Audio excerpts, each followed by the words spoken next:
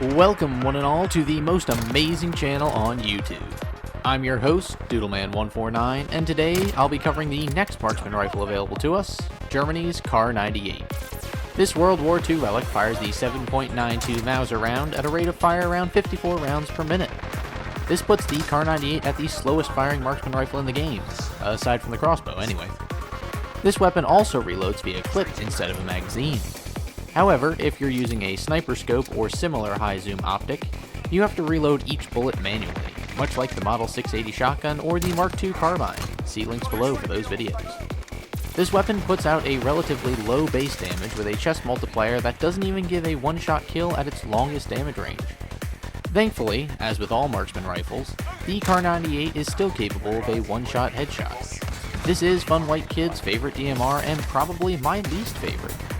I won't let my negative bias influence my builds, however. I'm going to bring you two of the best builds for this weapon. Before I do, however, I hope you're all having a great life, and I hope this day finds you well. If you'd be so inclined, feel free to like and share this video, and let me know how you're doing in the comments down below. Now let's hop right into this German relic and make it the best it can be. My close range build, the Huntsman, is all about speed and getting onto your target as quickly as possible. We skip over the muzzle and barrel sections as they'll only slow us down. We instead start with the tack laser to improve our ADS speed and aiming stability. Next, I use the APX-5 hollow sight, what I feel is the best mid-range sight for marksman rifles.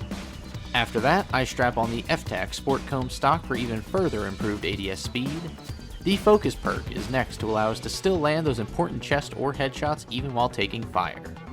And this build is rounded out with the stippled grip tape for better handling and overall sprint out speed improvement. The Huntsman definitely is not a quickscoper's dream since it doesn't have a sniper scope. I just refuse to promote that kind of gameplay. However, this build is certainly for closer range fighting in standard multiplayer while still being a viable option for mid-range sniping in ground war. The tack laser improves the already fairly impressive ADS speed of this weapon, while also keeping our aim steadier. I've recently come to like the APX-5 hollow sight since it's the thinnest hollow sight available, and it looks better on precision weapons. The FTAC Sport Comb stock works well with the tack laser to further improve our ADS speed, while having its aiming stability penalty cancelled out by the tack laser. I've become fond of the Focus perk as of late, seeing as it greatly reduces flinch, which certainly seems unfair to a degree, but it is factually a great perk for this weapon. It'll allow you to pull out those close range kills when someone jumps you, while also keeping your aim true for further targets. The stippled grip tape isn't entirely needed since ADS speed is already very fast, but it does help our sprint out time, which is always handy. The Huntsman works great on standard multiplayer, it's average in ground war, and I wouldn't really choose to run it for Warzone. The weapon's base range is great, but it's honestly the same as the EBR-14, so what does that say about this weapon? If you're looking to take the Kar98 into Warzone or use it as a stealthy ground war option, then I'd recommend my Stalker Build. This variant starts off with the tactical suppressor since it doesn't hurt our ADS speed really, and the range remains the same. Next we bolt on the Syngard custom 27.6-inch barrel for a huge boost to our damage range and bullet velocity. The tack laser returns for all the same reasons as before. The sniper scope makes an appearance since this build is for much longer ranged fights. And we round this build off with the FTAC Sport Comb stock again. For those of you looking to take full advantage of the Kar98's range values, the Stalker may be an excellent choice for you. The tactical suppressor is there to keep us stealthy and still relatively snappy. The 27.6-inch barrel is a great attachment, if not a little overkill. It boosts our range by 35%, turning our 53 meter or so range into a range of over 70 meters. Probably the biggest benefit of this barrel is the bullet velocity increase. It makes this weapon more of a hit scan, but will still require some lead time when pushed to extreme ranges. The tack laser does what it does best, and the sniper scope is on this build because unlike all the other DMRs I've already covered, aside from the SPR-208 linked below, this is the only marksman rifle that can effectively be used as a sniper rifle. The increased range from the barrel lends very well to using the scope to engage targets that are much farther away. This attachment is also vital in landing those all-important headshots in Warzone. The FTAC Sport Comb stock makes another appearance for the same reason as before. This build can probably work in standard multiplayer, I haven't honestly tried it given that it's not what it's built for, and I don't really care for this weapon, but I've seen Fun White Kid use something similar to this, and he does just fine. This variant will work wonders in Ground War and Warzone, however.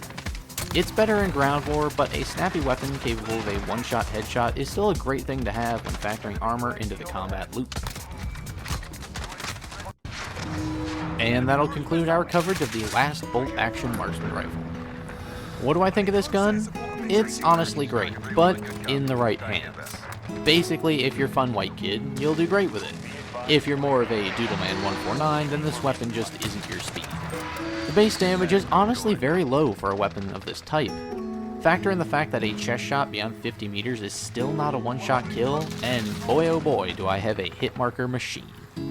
This weapon isn't fast enough to be super effective up close like the Mark II carbine, and its rate of fire is way too low as well. I understand it's a bolt action weapon, but it performs more like a sniper rifle than it does a DMR. That being said, the Huntsman is still a viable option for standard multiplayer, and it's my go-to when my squad chooses to all run Kar98s. The Stalker was honestly the more fun out of the two builds to use. That may have something to do with me using it on Ground War and actually sniping with it, but I can get the feeling from basically any sniper rifle. Well, except for one. This for me is just another one of those weapons that doesn't really belong in modern warfare, and I'm just not a fan of its stats. I'll take any other DMR over this any day. And with that, I thank you all for making it to the end of the video. I truly appreciate your time and attention. I just want to real quick plug my store again if you're looking for merch, and I hope you all have a great day and a great week.